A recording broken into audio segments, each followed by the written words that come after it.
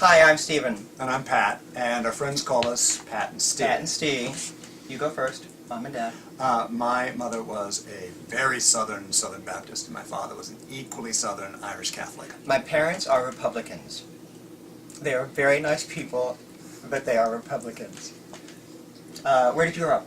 I grew up in a tiny little Texas town in the 60s and 70s. It was definitely not the town to grow up gay in. I grew up everywhere, from one coast to the other, as far east as Switzerland. Switzerland? Switzerland. Switzerland. You've been waiting all week to say that, haven't you? I've been waiting 25 years to say that. All right, so talk about growing up gay in Texas. Well, I knew I was different from a really early age, like 4 or 5, because of the boys that I was watching on television that I had crushes on, like Flipper and Lost in Space and Daniel Boone. I had a crush on Speed Racer when I was 5 years old. That's gay in anime. And if you look at him, he looks kind of like Speed Racer would look if he were human and grew up. Not Racer X. Now, growing up gay in Texas, there had to be some bullying. Yeah, I got teased and bullied a lot. I got called queer. That was a big one in the 60s. And homo. Sissy. Faggot. Yeah, and I was also overweight, so I got it coming both ways. I got Fat Pat and Fatty Patty and Fat Trip. And I was teased for being sissy and for being Asian, because I'm a lot Spanish-Filipino, and it really, really showed in my face back then.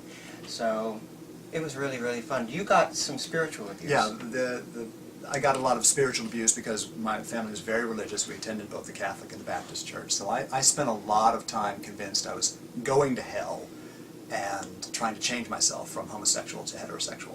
And I got the physical abuse. I'm the one that got beat up and shoved into lockers, and I didn't get my head shoved in toilets, but, you know, it is what it is. When I was 13, I had my first suicide attempt. The details are unimportant. What is important is that it didn't work. I had 2 more. The last one was when I was 19. It almost worked. But they found me, and I went into therapy, and my mother and father stood by me, and a year later, I met you. And thank God, friend to last for the rest of my life. You know, the loneliness while you're growing up and being teased for whatever reason, whether it's a gay thing or a race thing or a fat thing. Yeah, it doesn't last forever. You know, you get out of school and you make a life, and you get to make your own destiny.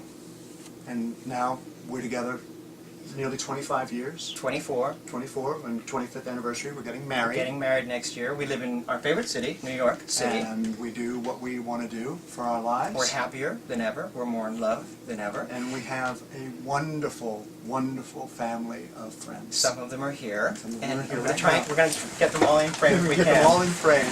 Some of them are working, but this is a lot of them. This is our family. This is our chosen family. And the Our family, kinfolk live out there, and we see them when we can, but these are the people that we live with every day. And the family that you choose is as important as the family you're born into. And you can have this wonderful life too. We wouldn't have this if one of my suicide attempts had worked. That's right. Everything you want in this life is possible. Everything you dream, you can have. But not if you're not here. You have to be here. If you have problems, contact the Trevor Project. Reach out for help. It gets better. It gets better. It gets better. better. It gets better than better. You get the last one. It gets better.